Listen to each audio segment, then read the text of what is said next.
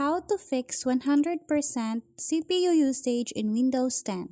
So to start, the first thing that we need to do is to go at the bottom part of the screen and then search for Device Manager. After that, we'll have to tap on this one. And then under Device Manager, we'll have to tap on this System Devices. In here, we'll have to look for this High Precision Event Timer. What we need to do is to right-click and then tap on this Disable Device option.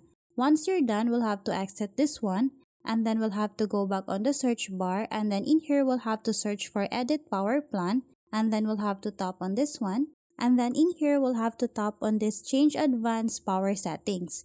In here we'll have to go on this one, and then we'll have to change the settings to High Performance.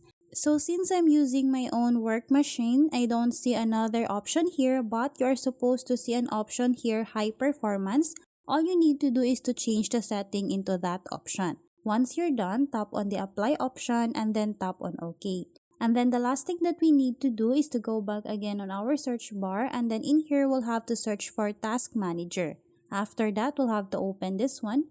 And then in here, we'll have to go on the Startup Apps option. And then what we need to do here is to disable those unnecessary applications. To do that, you'll have to right-click on this Enabled option and then tap on the Disable option. Once you're done disabling those apps, what you need to do is to go on the Performance option. And then in here, you will now see the performance of your CPU and then the usage. So those are the ways on how you can fix 100% CPU usage in Windows 10. Thanks for watching, and if you find this video helpful, please don't forget to subscribe, hit the like button and then the notification bell so you won't miss any of our future videos. See you on the next one.